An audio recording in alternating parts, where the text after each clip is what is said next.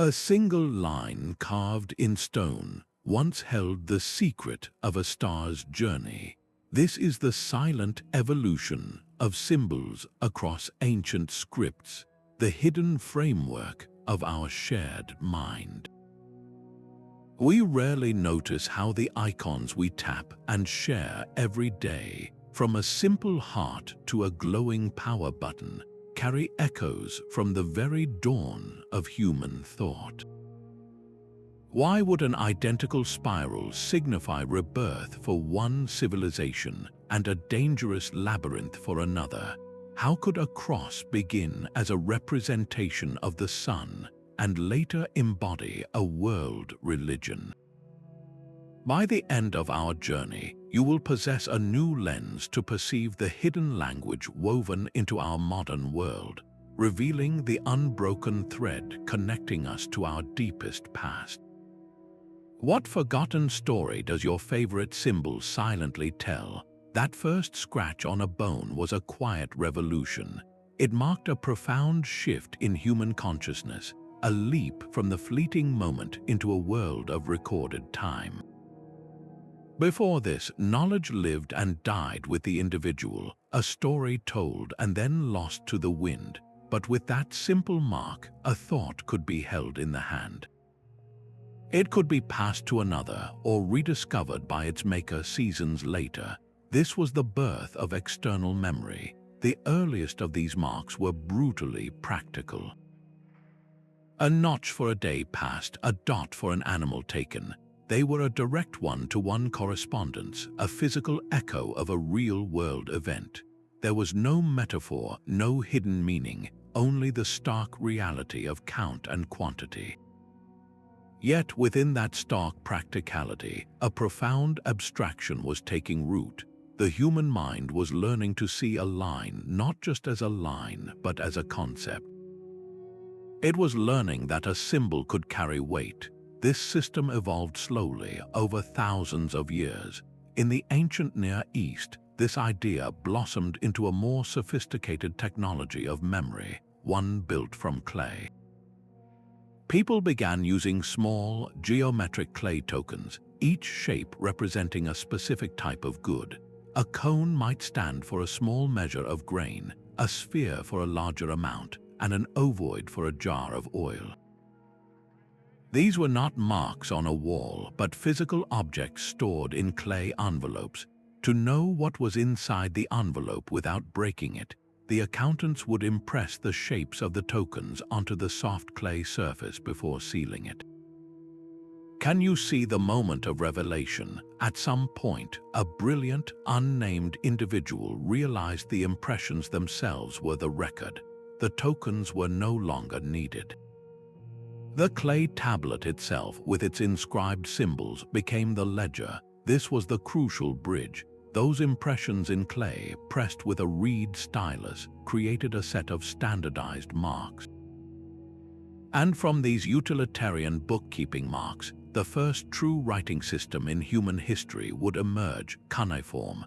The symbol for grain was no longer a token you could hold.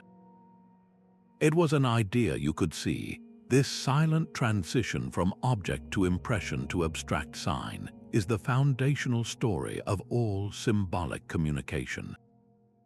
It proves that our most profound intellectual tools, our very alphabets, were born not from poetry or prayer, but from the most human of needs to remember, to account, and to agree. The bustling heart of Uruk was not a place of grand philosophical debate, but one of overwhelming practical need. Imagine the sheer scale of managing a city's entire wealth, every sack of grain, every head of cattle, every jar of oil flowing through the temple storehouses. The human memory was no longer sufficient. The solution these ancient administrators found was as humble as the mud beneath their feet, and as revolutionary as any idea in human history.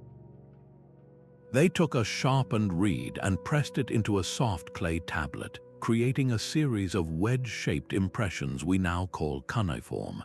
At first, these marks were direct pictures of the world.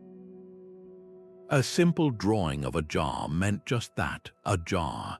But here is where the silent, relentless evolution of symbols truly began. Over generations, the need for speed and efficiency forced these pictographs to shed their detailed skins. The drawing of a jar became a cluster of simpler, standardized wedges, and then a conceptual leap occurred that would change everything.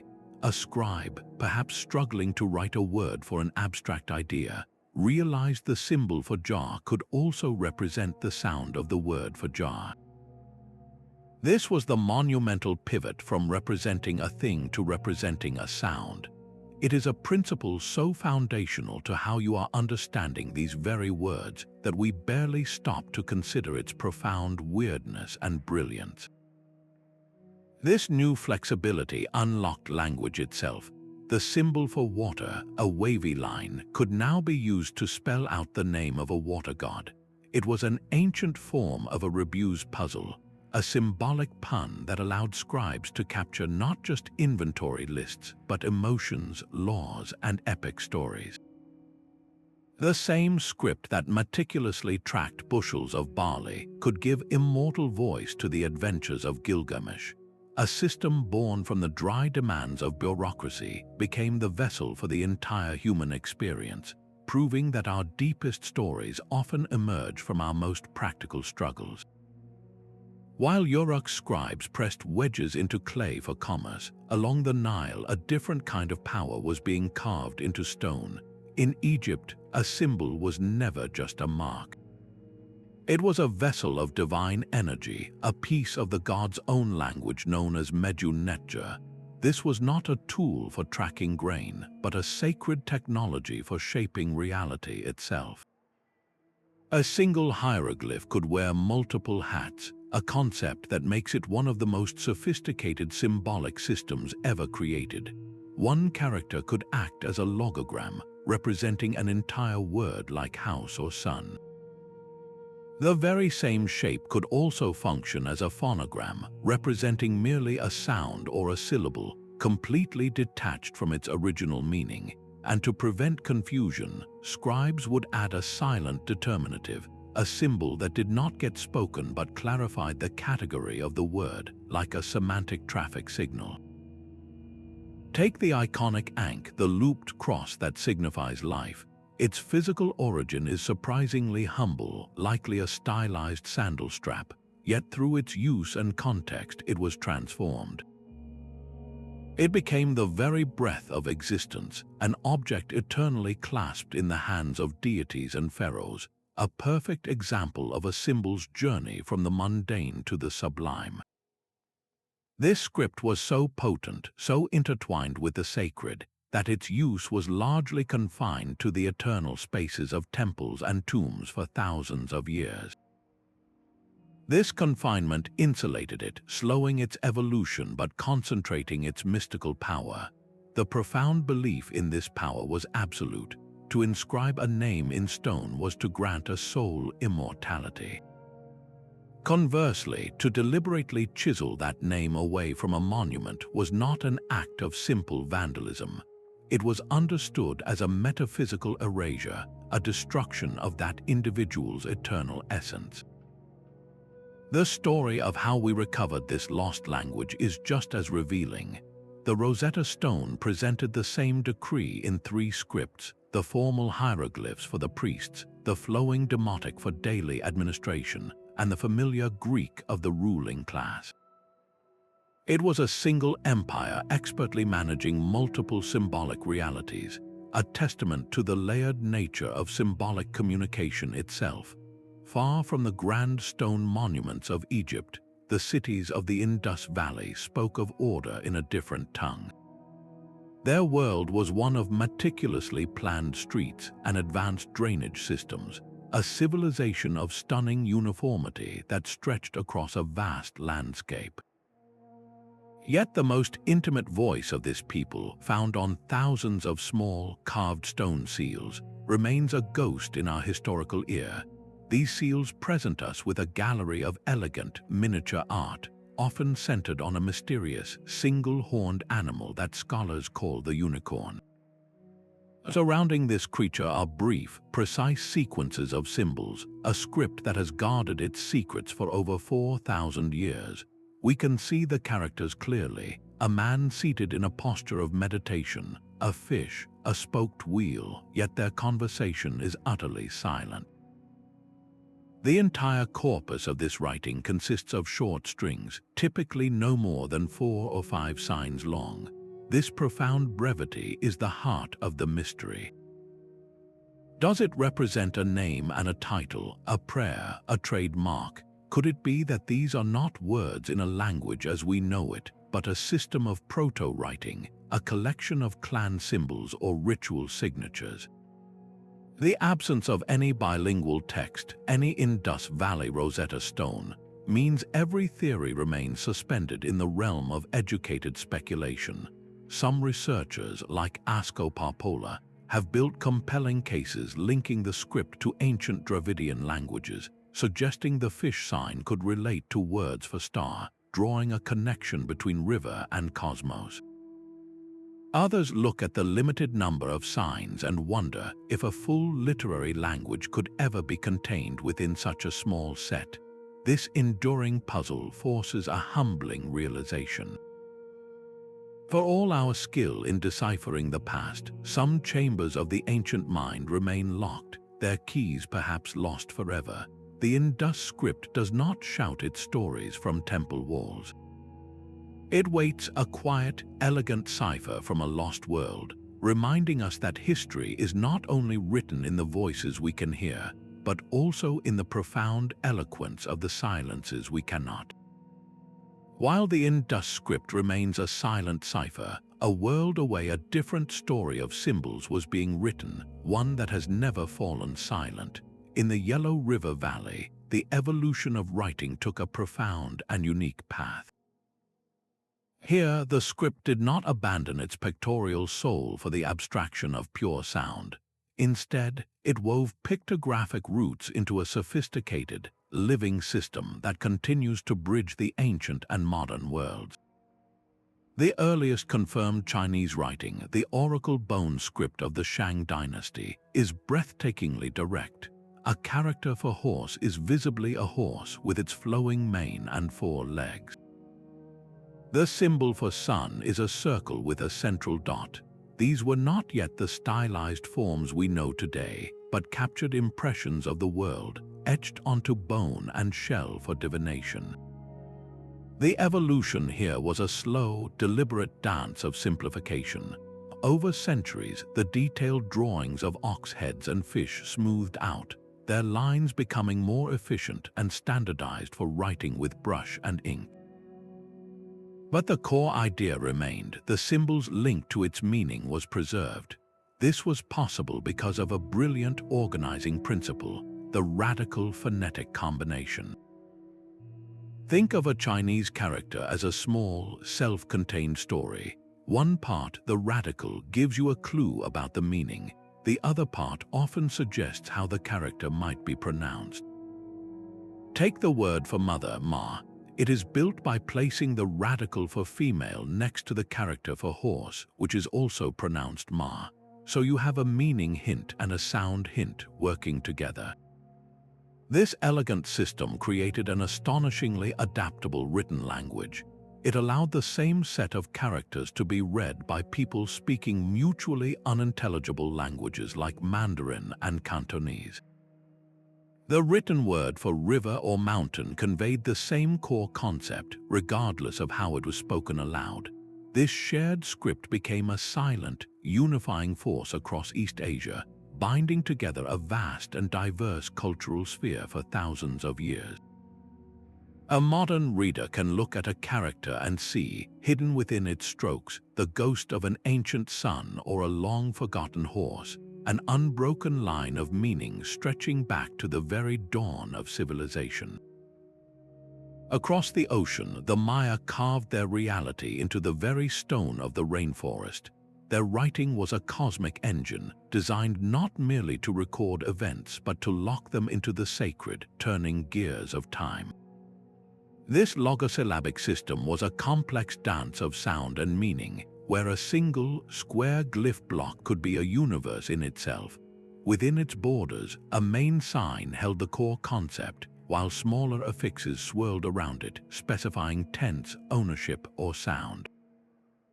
The iconic Ahau glyph, meaning both Lord and Son, is a perfect example. You can find it on monuments from Tikal to Palenque, but its form is never exactly the same. It evolved through the centuries, its details shifting like royal fashions, a silent testament to the individuality of each city-state.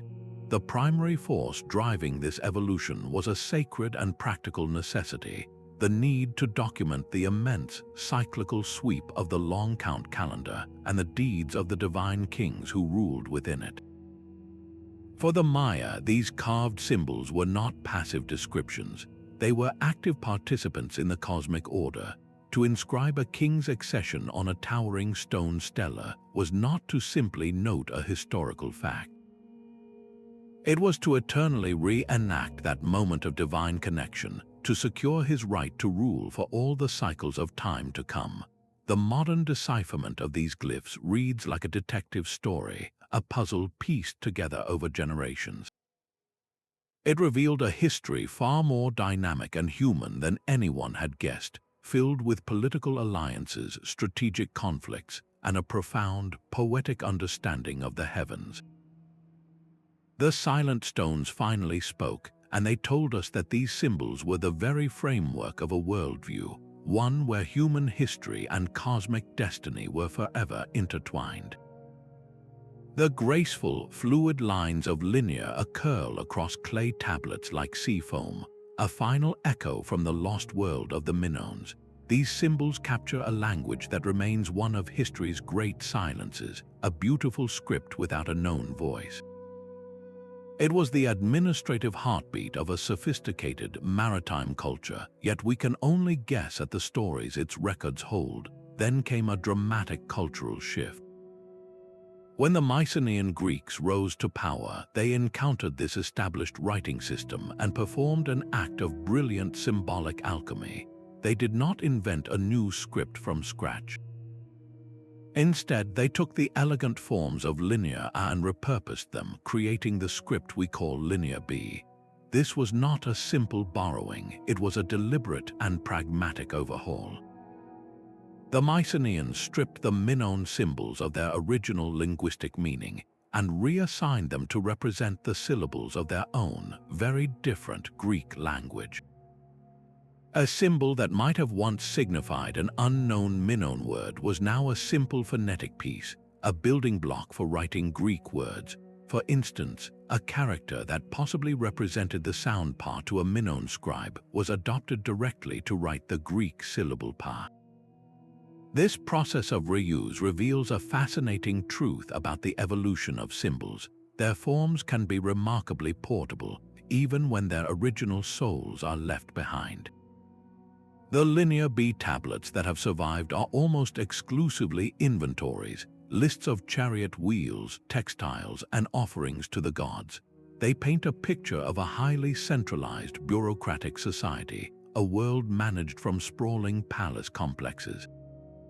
In these records, we find no trace of the epic poetry or dramatic myths that would later define Greece.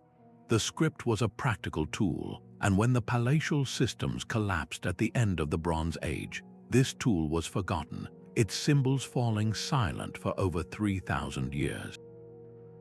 Their dramatic recovery and decipherment in the 1950s unlocked a lost chapter of history, proving that even the most utilitarian of symbols can carry the ghost of an entire civilization. Deep within the sun-scorched mines of the Sinai, a quiet revolution was taking shape. Semitic laborers, toiling under Egyptian overseers, were surrounded by the sacred symbols of hieroglyphs, a script of immense power reserved for the elite. But these workers saw past the magic. They recognized a practical tool, and in a stroke of genius, they performed an act of symbolic liberation. They selected a handful of Egyptian pictographs and fundamentally changed their purpose. A hieroglyph was no longer a picture of a house meaning house. it became a single sound. This is the acrophonic principle in action. The symbol for a house, which was called Beit in their Semitic language, was stripped of its pictorial meaning and assigned only the first sound of the word, the consonant B. The ox head Aleph became the glottal stop A. The water ripple Mem became the M sound. This was a monumental simplification. Suddenly, the entire structure of a language could be captured with a set of just over 20 signs.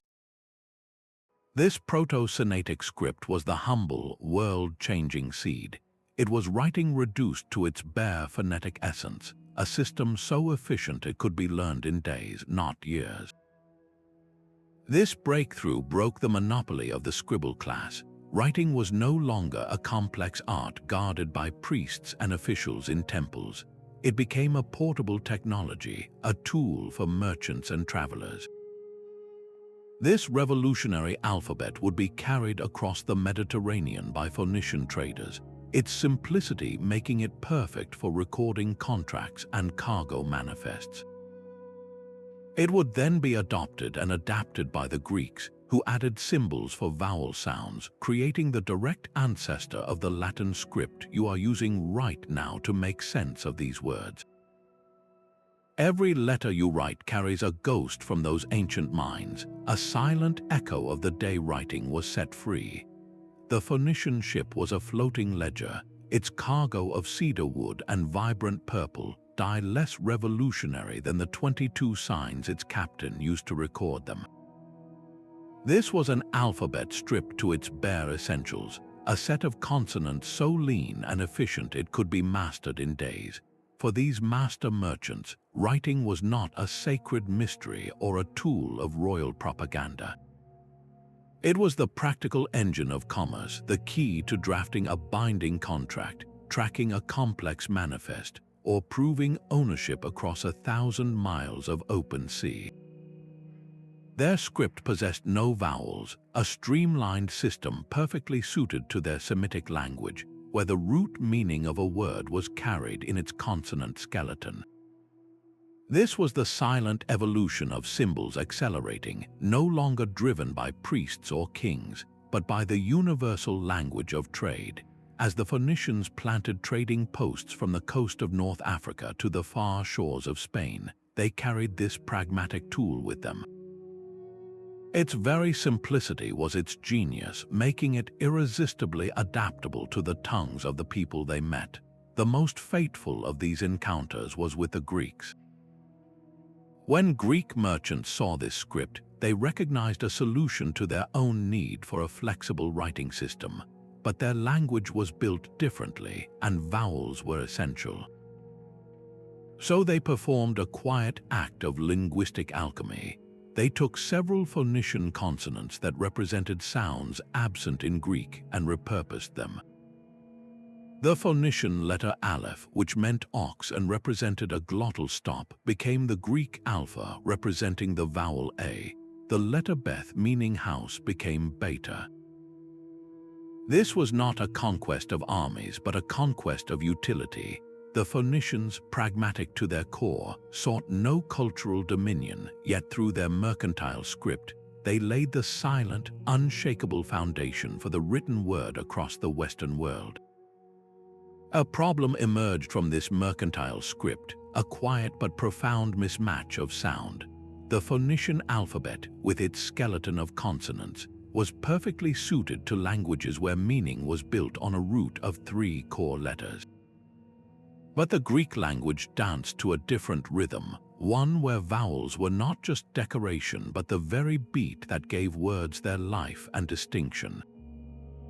Without them, the spoken word would dissolve into ambiguity.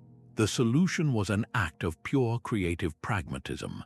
The Greeks surveyed the set of Phoenician letters and noticed several that represented consonant sounds their own language did not possess. These symbols were, for them, silent, and in that silence they saw an opportunity. They took these now soundless characters and gave them a new purpose, transforming them into pure vowels. The Phoenician Aleph, which was a guttural stop at the back of the throat, became the clean, open sound of Alpha, our A. the letter he became epsilon, our E. This was more than an adaptation. It was the invention of a new kind of tool, the first true alphabet. For the first time in human history, a writing system could capture the full musical range of the human voice with a small, manageable set of signs. Every consonant and every vowel could be precisely mapped onto a symbol. This leap in fidelity was revolutionary. It meant the rolling hexameters of Homer's epic poetry could be fixed in writing, not just as a rough summary, but with their exact meter and sound preserved for the ages. It allowed for the intricate arguments of Plato's philosophy to be recorded with a clarity that prevented misinterpretation. The silent, utilitarian marks of merchants were now capable of holding the most complex thoughts a civilization could produce. This new alphabet democratized the written word, making it easier to learn and more accurate to use, fueling an explosion of literary, scientific, and political expression that would become the very bedrock of Western consciousness. The symbols finally had a full voice, and they used it to change the world.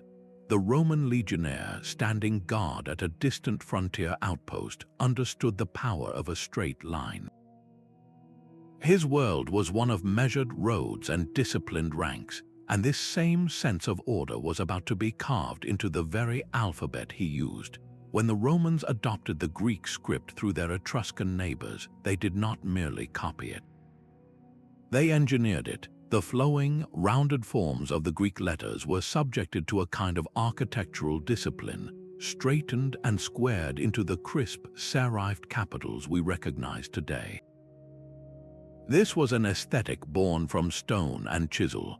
Those distinct serifs, the small feet and caps on the letters, are thought to have originated from the stonemason's practice of first brushing a wide stroke onto the marble before carving, creating a clean, authoritative finish. The alphabet itself was fine-tuned for clarity and utility. The Greek letter gamma, shaped like a hook, became the Latin C, but the language had two distinct sounds, the hard C and the hard G, and a single letter created confusion. The solution was a brilliant modification. A small horizontal bar was added to the C, creating an entirely new letter, the G, and giving each sound its own distinct symbol. This was not an alphabet for poets alone. It was a tool of empire designed for legibility across vast distances.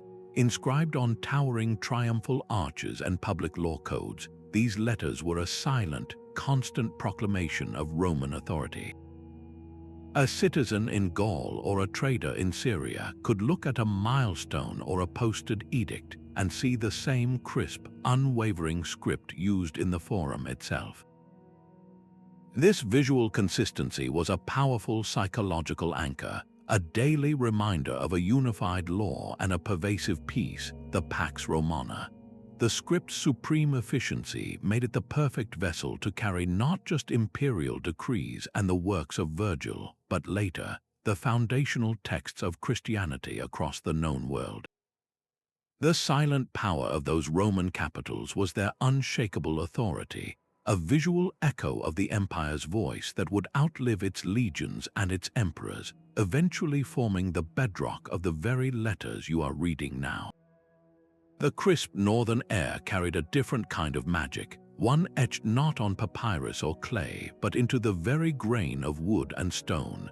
In the deep forests of the north, the angular, stark forms of the runic alphabet, the Futhark, were born from necessity and mystery. The word runner itself meant a secret or a whisper, and these symbols were never just letters. They were conduits of power, deeply woven into a worldview where the physical and spiritual realms were inseparable threads of the same cloth.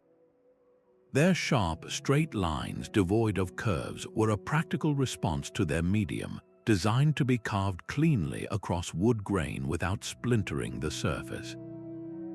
Each rune was a dense packet of meaning, a concept that held both a practical object and a vast spiritual resonance. The rune Fehu, shaped like a cattle horn, represented wealth in its most basic form, a herd of cattle. Yet its power extended far beyond the pasture, symbolizing the very flow of mobile wealth and personal power. To inscribe Fehu on a prized possession was not merely to label it, but to imbue it with an essence of prosperity. This belief in the active power of symbols meant that a runic inscription was an act of shaping reality. A single word carved onto the hilt of a sword, like victory, was a direct invocation to the gods for success in battle. A protective charm etched onto a woman's jewelry was a shield against hardship. Even a name carved on a gravestone was more than a memorial. It was a spell of safeguarding for the soul's journey. Long after the Latin alphabet arrived with new faiths and administrations, the runes persisted. They endured not out of ignorance, but as a potent, stubborn emblem of cultural identity and a deep, esoteric knowledge that the straight, clean lines of Rome could never fully contain. Their silent power lay in this dual nature, serving as both a practical tool for memory and a key to unseen worlds. A straight line carved along the edge of a standing stone could hold the name of a king. In the misty Celtic lands, writing was not pressed into clay or brushed onto papyrus. It was whispered from the landscape itself through a script known as Ogam. This was an alphabet of stark geometry, a series of lines and notches scored directly along the natural edge of a piece of wood or a stone pillar, often read from the earth upward to the sky. Its origins are woven into legend, said to be a creation of the god Ogma to prove the intellectual brilliance of his people. More than a mere tool for record-keeping, Ogam was a symbolic code deeply entwined with the living world. Each of its 20 original characters is named for a specific tree or plant. The letter B is Beeth, the birch tree, a symbol of new beginnings. D is Jor, the mighty oak representing strength and sacred knowledge. To write was to invoke an entire forest, connecting every word to the wisdom and spirit of nature. This was a script perfectly molded to its purpose and its medium. The simple, linear forms were ideal for carving into the hard grain of wood or the unyielding surface of a stone monolith. These silent inscriptions served as boundary markers, defining territories, or as memorials, commemorating individuals in the very land they once walked. Many scholars also believe the script held a potent magical dimension, its sequences of lines perhaps used for divination or casting of blessings and protections. The life of Ogam was tragically brief. With the arrival of Christianity and the pervasive spread of the Latin alphabet, this unique tree alphabet gradually fell out of use, its evolution halted. The surviving stones, their cryptic notches facing the wind and rain, now stand as a poetic and enduring testament to a culture that did not separate the act of writing from the sacredness of the world around it. A king's remorse echoed across the stone face of a continent. In the wake of a devastating conflict, the Mauryan Emperor Ashoka chose a different kind of conquest, one waged not with weapons but with words. He commanded that his profound change of heart, his new philosophy of non-violence and moral law known as Dhamma, be carved onto pillars and rock surfaces from the mountains to the coast. To carry this message, he needed a new kind of voice, a script of unprecedented clarity and reach. That voice was Brahmi. Before its standardization, the subcontinent was a mosaic of regional markings. Ashoka's scribes engineered a brilliant solution, a writing system so logical and flexible it would become the mother of hundreds of scripts across Asia. Its design was a masterpiece of linguistic architecture. Each consonant symbol carried an inherent sound, like ka or ga. To change the vowel, you did not need a new letter. You simply attached a small, standardized mark to the consonant. A hook on the right might create kai, a mark above could form ku. This was a syllabic alphabet, a set of building blocks that could be rearranged with perfect precision to capture the sounds of any language it encountered. The silent power of these chiseled symbols was their mission. They were not merely recording imperial decrees, they were actively propagating a moral revolution, etching the principles of compassion and righteous conduct into the public consciousness.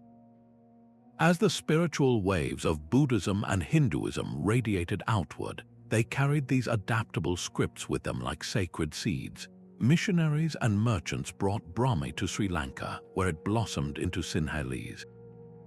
It traveled to Tibet and Nepal, transforming into new alphabets to hold new prayers. It crossed the seas to Java and Cambodia, its angular form slowly softening, curling, and flowering into the ornate, beautiful scripts of Thai and Burmese. The core principle, however, never faded. The elegant dance of consonant and diacritic remained, a silent, unbroken thread connecting the devotional texts in a Thai temple to the original edicts of a reformed king, proving that the most enduring conquests are not of land but of the human mind. A single caravan could carry the entire world in its saddlebags. Along the sprawling network of the Silk Road, the most precious cargo was not silk or spice, but the silent, living shapes of symbols themselves. In the bustling caravanserais that dotted the deserts and mountains, merchants and monks from Rome, Persia, India, and China exchanged more than goods. They exchanged the very frameworks of their thought. This was a superhighway of symbolic evolution, a place where scripts met, mingled, and transformed one another through years of shared space and shared purpose. The Aramaic script, the administrative tongue of the vast Persian Empire, proved incredibly portable. As it traveled eastward with traders and officials, it was adopted and adapted by Central Asian cultures, giving rise to entirely new writing systems for languages like Sogdian and Uyghur. This was not a simple replacement but a creative act of borrowing. A letter shape might be kept, but its sound value shifted to fit the unique phonetics of a new tongue. At the same time, from the south, another powerful current was flowing. The Indian Brahmi script, a masterpiece of logical design, journeyed northward on the lips and in the manuscripts of Buddhist monks. As these missionaries carried their teachings into the high plateaus of Tibet and the oasis cities of Central Asia, their script traveled with them. Local scholars, seeking to write down their own languages and translate sacred texts, did not start from scratch. They looked at Brahmi and saw a system they could build upon, its elegant system of consonant-vowel combinations offering a flexible template that could be molded to fit new sounds. The result of this convergence was a breathtaking diversity of written forms. In the Tarim Basin, archaeologists have uncovered manuscripts written in over a dozen different scripts, from the right-to-left Kharosthi of northwest India to the intricate Manichaean script of a vanished religion, all sometimes used to write the very same local language. The silent evolution here was one of constant, pragmatic adaptation. A symbol might cross a mountain pass and shed its old sound, acquiring a new one as easily as a trader learned a new dialect. A stylistic flourish from one calligraphic tradition might be added to another, creating a beautiful hybrid form. This was not a story of scripts developing in isolation, but a continuous, global conversation etched in ink and carved in wood, a testament to humanity's enduring need to connect, to understand, and to be understood. These towering runestones were the social media feeds of their age, carved not for secrecy but for maximum visibility, placed beside well-traveled roads and at the central assembly sites known as things. They commanded the attention of an entire community. Their very presence was a statement. The earlier tradition of runic writing, often found on small, portable objects like amulets and weapon grips, was deeply personal and frequently magical. But here, the scale and ambition changed completely. The message shifted from private invocation to public proclamation. A typical inscription was a masterclass in social positioning. It might state, Tola had this stone raised in memory of her son Harold, a brave warrior, On the surface, this is a simple memorial, but the silent, powerful subtext was a declaration of lineage, a claim to inherited status, and a bold advertisement of the family's wealth and piety. Only a prosperous and influential family could afford the skilled craftsmen required to quarry, transport, and elaborately carve such a massive piece of granite. The evolution of style during the Viking Age tells its own story. Early runestones were often simpler in their artistry. Over time, they became increasingly elaborate, featuring the intricate, interwoven patterns of the urns and ringeric styles. The runes themselves became more complex, sometimes woven into the body of a serpent or dragon that coiled around the stone's edge. This was not merely decoration, it was competitive display. A more elaborate stone meant a greater investment and therefore a louder statement of social standing. They were permanent, stone-hard assertions of a family's place in the world, a deliberate weaving of their personal story into the very landscape of the community. To raise a runestone was to etch your name and your legacy directly into the memory of the world, ensuring that your story and your family's honor would not be forgotten. Alexander's conquest left a new world in its wake, one where the ancient traditions of the Nile now met the administrative power of the Greek alphabet.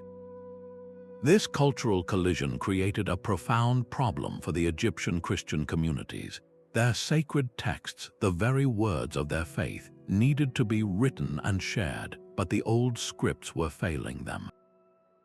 Hieroglyphs had become the secret language of a vanishing priesthood, and the flowing demotic script used for daily life was losing ground. The Greek alphabet was everywhere, the language of the new rulers, but it was a flawed vessel. It simply lacked the letters to capture the full, rich soundscape of the native Egyptian tongue. A new voice was needed, one that could bridge two worlds. The solution they crafted was an act of brilliant synthesis. They took the familiar Greek alphabet as their foundation, its clean, efficient forms perfect for pen and parchment. Then they looked to their own heritage, reaching into the demotic script for the specific sounds Greek could not express. They selected 6 or 7 of these ancestral letters and seamlessly integrated them into the new system. The result was the Coptic script, a unique and perfectly phonetic alphabet that could articulate every nuance of their spoken language for the very first time. This was not a surrender to a foreign culture, but a strategic act of preservation. Through this hybrid script, an entire universe of thought was saved from silence. The Coptic language became the vessel for a vast and influential body of literature, from the earliest Egyptian translations of the Bible to the profound, mystical texts of the Gnostic tradition. The silent evolution here is one of identity enduring through change. A script born from the meeting of a conquering alphabet and a resilient native tongue allowed a civilization's final philosophical and spiritual voice to echo through the centuries, a testament to the enduring power of symbols to adapt, survive, and speak across time. High in the Caucasus Mountains, a quiet rebellion was taking shape, one carved not in stone but in the very sounds of a people. While empires clashed around them, Armenia and Georgia faced a cultural crisis. Their sacred texts existed only in foreign scripts in Greek or Syriac, which could not capture the unique music of their native tongues. This was a spiritual emergency, a risk that the soul of their language and faith might be lost in translation. The answer arrived not as a slow evolution, but as a moment of brilliant, concentrated creation. A single scholar, Mesrop Mashtots, is credited with a monumental achievement, the deliberate invention of not one, but 2 distinct alphabets for Armenian and for Georgian, almost at the same time. This was evolution by intelligent design. Mashtots and his colleagues did not borrow and adapt, they listened. They analyzed the precise phonological system of each language, every subtle consonant and vowel, and they engineered a set of symbols from scratch to match it perfectly. The Armenian alphabet emerged with 36 original letters, each one a distinct, angular shape of elegant complexity. It was a perfect phonetic mirror for the language, allowing for the first accurate translation of the Bible into Armenian. This was far more than a literary project. It was the forging of a nation's soul. The script became a fortress of identity for a people perpetually caught between the Roman and Persian empires. To write in Armenian was to declare a unique cultural existence, separate and sovereign. Across the border, a script of equal beauty took form. The Georgian alphabet developed through 3 historical stages, from the majestic, rounded capitals of asymptavuli to the flowing, cursive grace of mkeduli used today. Each form is a masterpiece of calligraphic art, its curves and loops entirely unique in the world of writing. The silent, enduring power of these scripts was their role as vessels. They did not just record a language, they created a national literature, cementing a distinct identity that would withstand centuries of political turmoil.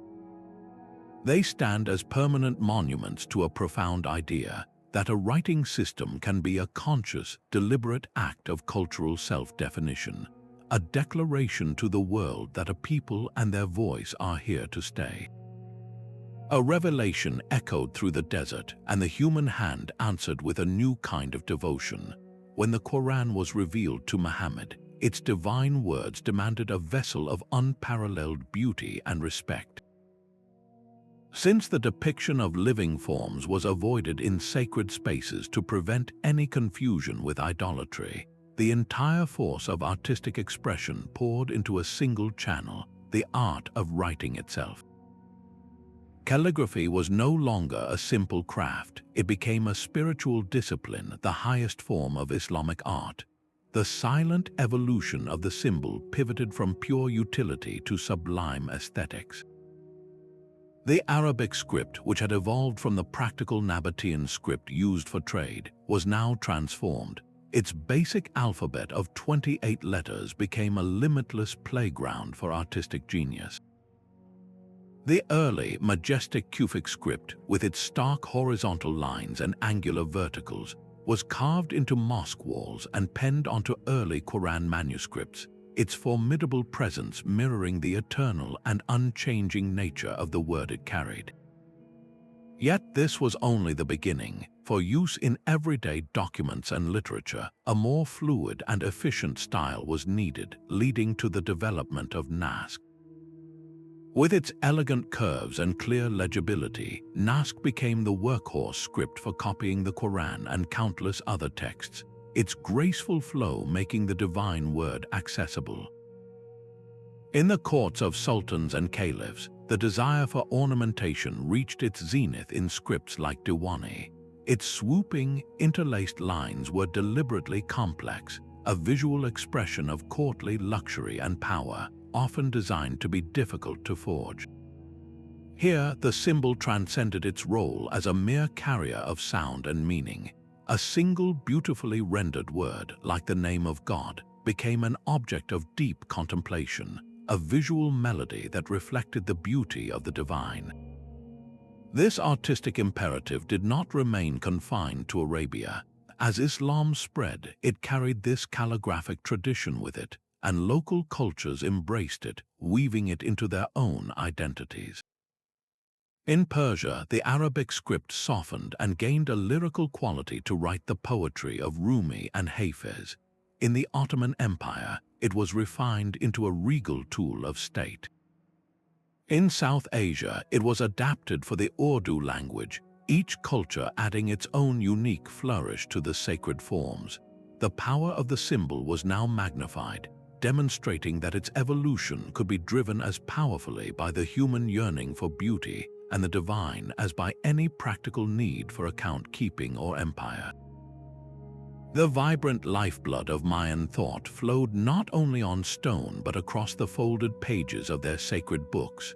Known as codices, these were masterpieces of symbolic engineering, crafted from the beaten bark of the fig tree and coated with a bright white layer of lime plaster. This was a canvas far more forgiving than limestone, allowing scribes to work with a painter's precision. On these flexible sheets, the glyphs could become more than just carved impressions. They blossomed with color, their intricate details and subtle curves painted in rich hues of red, blue, and black. This perishable medium invited a different kind of evolution, one of artistic flourish and layered complexity, transforming the script from a monumental record into a dynamic and portable library. The content within these folded texts was the pinnacle of their intellectual achievement. They were not simple lists, but sophisticated almanacs for agriculture, detailed tables tracking the cycles of planets, and elaborate guides for ceremonial practices. The Dresden Codex, one of the precious few survivors, contains Venus tables so accurate they could predict the planet's appearances for centuries. Within its pages, a single glyph was not just a word, it was a data point in a cosmic calculation, a painted symbol holding a precise astronomical truth. The tragedy that followed is a sobering chapter in the history of knowledge. The humid jungle climate claimed many of these organic books, but the most devastating loss came from human hands. During the period of European contact, countless codices were systematically gathered and burned by religious authorities who viewed them as a threat to their own spiritual teachings. In these fires, an entire dimension of the Mayan symbolic world was catastrophically silenced. The evolution of this painted script was brutally and abruptly halted. Of the thousands of codices that once existed, only 4 are confirmed to have survived from the pre-Columbian era. With their destruction, we did not just lose books. We lost entire libraries of Mayan science, generations of historical records, and the nuanced mythology that gave their world meaning. This act stands as a stark and permanent reminder of the fragility of human knowledge and the profound power of symbols to be not just created but irrevocably erased. For millennia, the shape of a letter was a living thing breathing with every stroke of the scribe's pen. Then, in a workshop in Mainz, that breath was held. Johannes Gutenberg's system of movable type did more than mechanize bookmaking.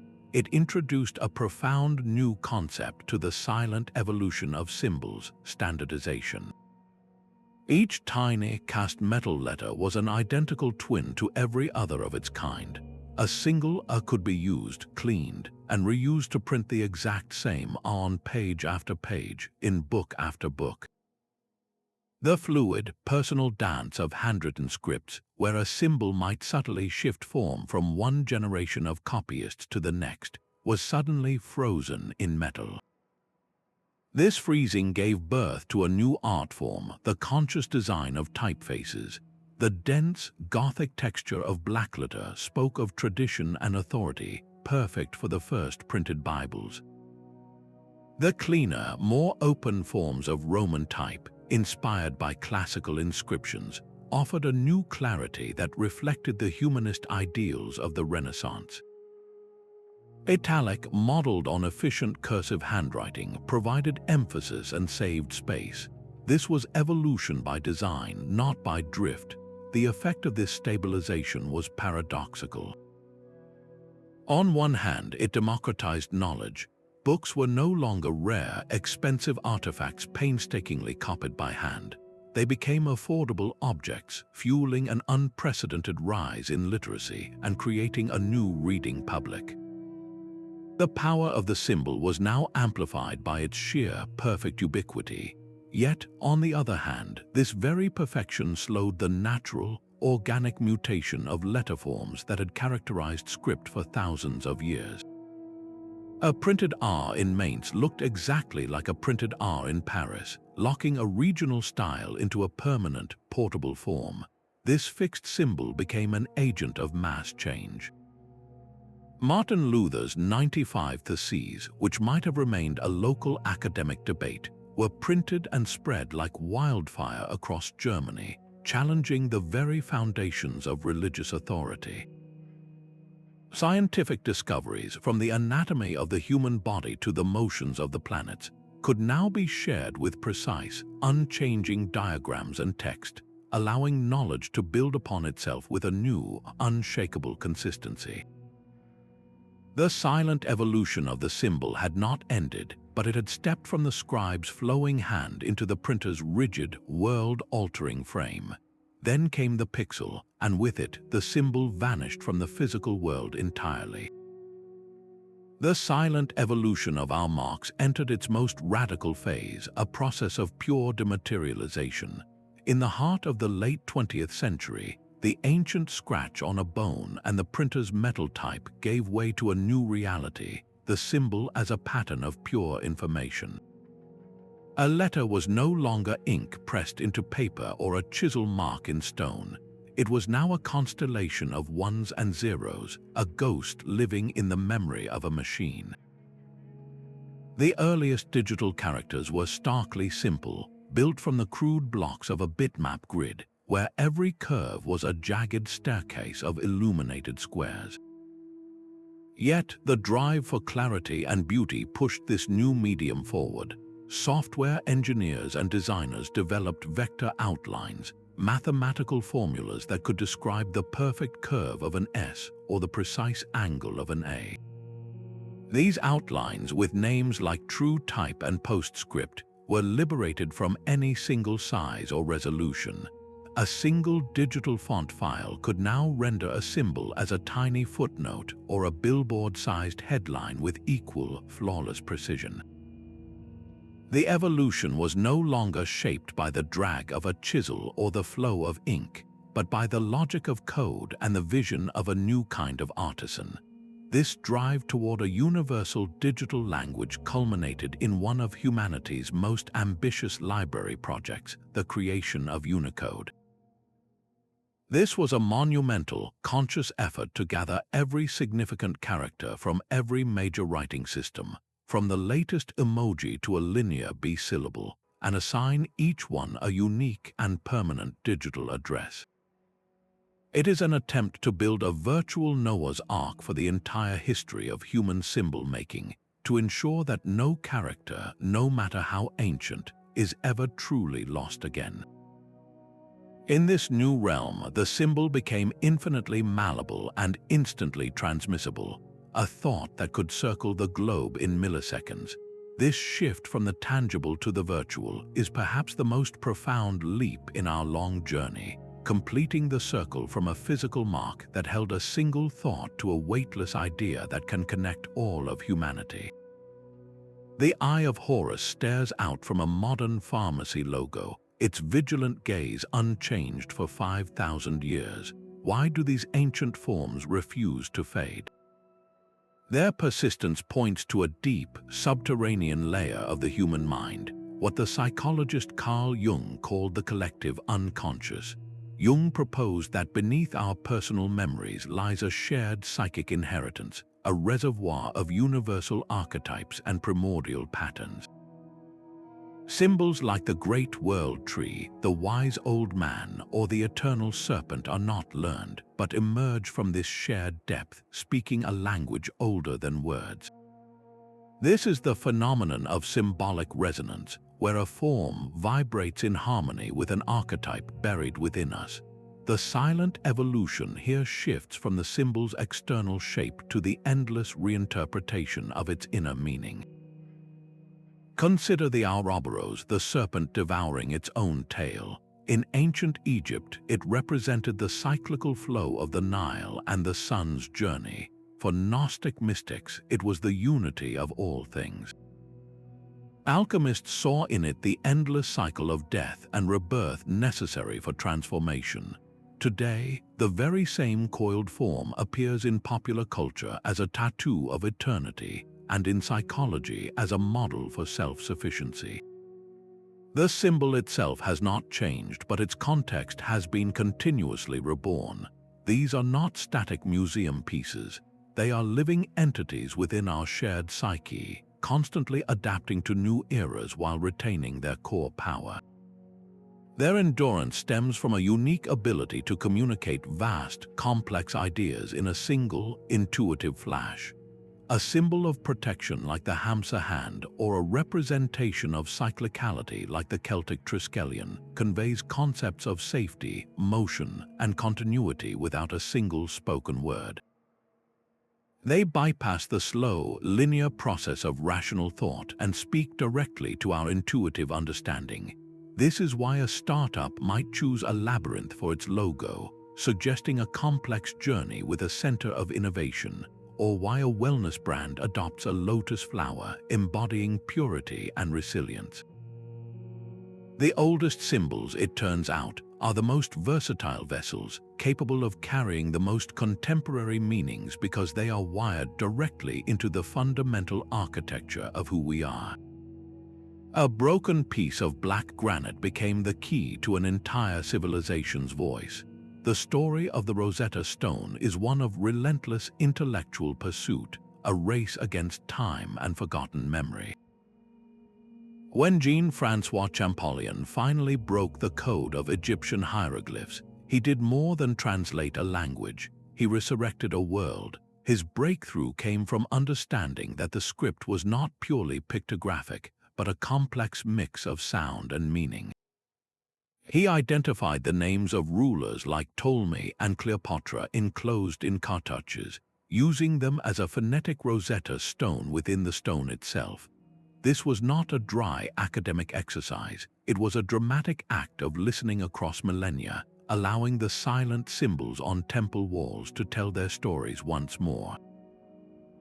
Decades later, a similar drama unfolded with a script no one could read. Michael Ventris, an architect by training, approached the mysterious Linear B tablets with a builder's mind. He saw patterns and frequencies, treating the unknown symbols like an abstract structural problem. He built grids, catalogued repeating sequences, and tested his hypotheses with the rigor of an engineer. His stunning conclusion that Linear B was a very early form of Greek was a revelation that rewrote history. The palace accounts of Knossos were suddenly legible, revealing the mundane yet deeply human concerns of a lost Bronze Age society. These decipherments are a form of mental archaeology. Each cracked code is a carefully unlocked door, not just to a language, but to the inner lives of those who wrote it. We move from seeing ancient people as silent statues to hearing their voices, their administrative worries, their devotion to their gods, their pride in their kings. The silent evolution of the symbol finds its ultimate purpose in this moment of recovery, when a modern mind successfully asks a question of the past, and the past, after centuries of silence, answers. A laughing face etched not in stone but on a screen carries the same immediate power as an ancient pictograph. We are now authoring the next chapter in the silent evolution of symbols, a revolution unfolding in our pockets with the rise of the emoji. These are the ideograms of the digital age, a global lexicon of emotion and action built from pixels. A single character, the heart, the thumbs up, the folded hands, can bridge language barriers with an intuitive speed that words often lack. They function as emotional punctuation, restoring the nuance and body language that plain text so easily strips away. Alongside them, corporate logos operate as the modern world's sigils, vessels of immense cultural and economic meaning. The Nike swoosh is not a drawing of a shoe, it is an abstraction of motion and achievement. The bitten apple is not just a fruit, it is an icon of innovation and desire. These symbols are imbued with narratives through relentless consistency and cultural presence, their silent meanings recognized instantly across the globe. This evolution is now entering a new, unprecedented phase with the emergence of artificial intelligence. AI systems can already generate coherent images from text prompts, creating novel symbols on demand. They can compose text, write code, and even mimic artistic styles. This forces us to confront profound questions. What does authorship mean when a machine can generate a meaningful symbol? Where does the intentionality behind an image reside if it was created by an algorithm trained on the entirety of human visual culture? Future archaeologists may very well sift through our digital archives, studying our emoji-laden texts and branded environments with the same curiosity we apply to cuneiform tablets. They will see a society communicating in a fluid blend of text and ideogram, a visual shorthand for a fast-paced, interconnected world. The trajectory is clear as our interfaces become more visual and our global connections more dense. The silent, immediate power of the symbol will only expand. The future may well hold entirely new symbolic languages designed for seamless human-computer interaction, or even for potential communication with other intelligences beyond our world. The long journey that began with a single mark on a bone is far from over. It is now accelerating into realms of expression we are only beginning to imagine. From that first pragmatic scratch on bone to the glowing pixels on our screens, this silent evolution is the story of our relentless drive to make thought permanent. It is the history of our need to connect and to create meaning that echoes far beyond a single lifetime. We have walked through the sacred halls of Egyptian temples and listened to the undeciphered whispers from the Indus Valley. We have seen how symbols are not static carvings but living things, adapting to new tongues, migrating with merchants and monks, and transforming to carry the very DNA of cultures across vast stretches of time. This journey reveals that the evolution of our scripts is not a simple, linear path of progress.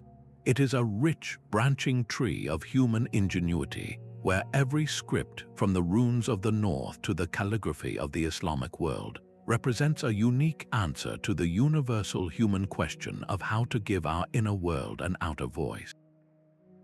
The next time you send a text punctuated with a simple emoji or your eye catches the curve of a corporate logo, pause for a moment. Remember that you are not just using a tool. You are participating in an ancient, ongoing conversation, one that began in the dim firelight of a cave. The symbols we casually create and share today are the artifacts that future generations will one day study to understand the heart of our own era. If this journey through humanity's silent language has sparked a new curiosity in you, we would love to hear what you discovered. Share your favorite ancient symbol in the comments below and subscribe to continue decoding the profound mysteries of our shared past together.